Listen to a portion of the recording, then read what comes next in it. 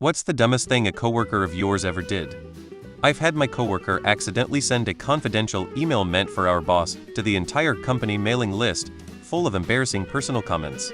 It was a cringe-worthy moment that turned into office legend, and a lesson in the importance of double-checking recipients before hitting send.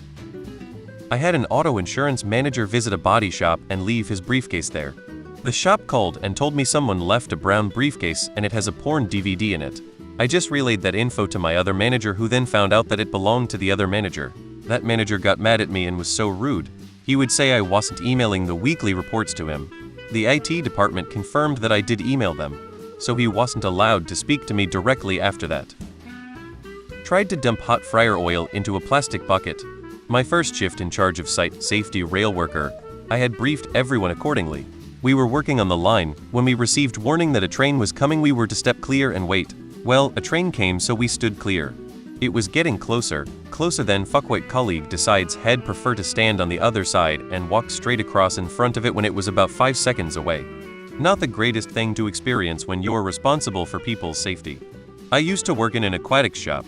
We used to have halogen lights over the coral stock tanks. He had not long started working in the shop, so I told him to be real careful around the lights because those things got really hot.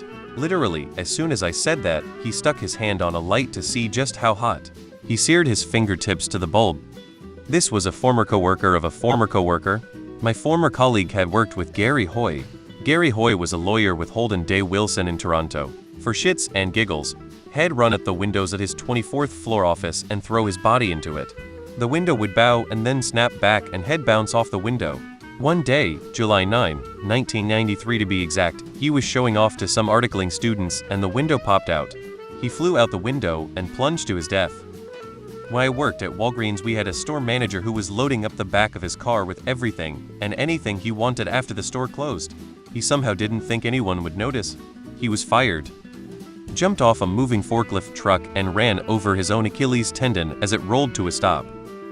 A few years back, our new lab tech zeroed all of our triple beam balance scales in the student lab. They then put a piece of tape over the adjustment knob on each scale and wrote a little note on each scale to not remove the tape so that the scales would remain balanced. College lab techs require a minimum of a bachelor's degree in a relevant science field. He attempted to open a frozen padlock with a torch. The padlock was on a cage of propane tanks.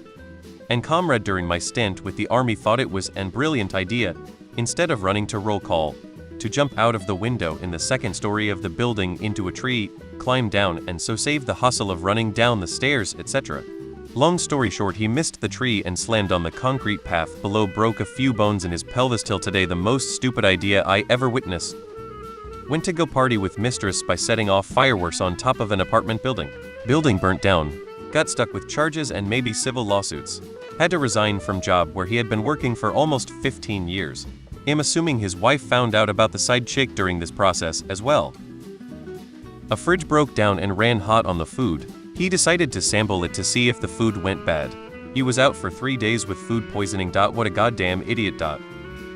We're sitting in a meeting and all of a sudden the building shakes like an earthquake. We don't get earthquakes, so we get up to see what happened, thinking someone drove into the building. We have multiple loading docks separated on opposite sides of the building, an inbound side and an outbound side. To keep things getting mixed up, you're not supposed to touch a truck, load or unload anything until you check the paperwork. Outbound truck there for a pickup accidentally pulled into the inbound side. No problem, a guy told him he had the wrong side. As he is pulling out, a forklift driver turns the corner and tries to drive onto the truck. The front forks got caught on the rear of the truck as it was pulling out, which saved a dude's life. Otherwise the forklift would have flipped, crushing him, but it basically fell straight down. The forklift weighs like a few tons and fell about 4 feet. 1. Put a hamburger wrapped in aluminum foil in the microwave. Dude was a PhD chemist. 2. Tried to file a patent based on our group's work, so they could get the 500 bonus for the holidays. The second one really backfired, as the IP person in the company had a pretty good handle on who was doing what. It was her job to get the details right, before handing it off to the very expensive patent attorneys. She sent the draft to the research director questioning, "Gee, I thought X, Y, Z were working on this. Why does this have his name and signature on the application?" It was the last straw and I was let go. I ran into it years later. They were quite young at the time and wanted to try and make an impression, and they were very apologetic. I wasn't going to bring it up. I had moved on to a new company as well. They said, in hindsight and as they matured, they realized how immature and short-sighted that was. Fortunately, it didn't kill their career at Cannes and they eventually ended up in a lab management position where they continue on today. I was training a new hire at work. She was in her 40s. One day she comes into work sniffling and coughing and I said to her, "If you're sick, go home." She says she's fine. I remind her that she has sick days and can use them anytime. She says no, it's just a cold and nothing like the awful flu her nephew has. Then she tells me that she was visiting with him on the weekend and spent the whole time cuddling with him. I said, "You have the flu. Go home now." And she laughed. She said, "No, don't be silly. Adults can't catch the flu from kids." Wrote down all the expenses in an Excel sheet and added them using a calculator, and told me it's more reliable to use a calculator when I taught her to use the sum function. When I was in high school, I worked at McDonald's. Many of the crew were people I knew from HS. Back then, as you transitioned from breakfast to lunch, there was a series of procedures to light the French fry machine. During breakfast, we would stack a case of orange juice singles on the flat surface over the fryer, since it was right next to the drive-thru.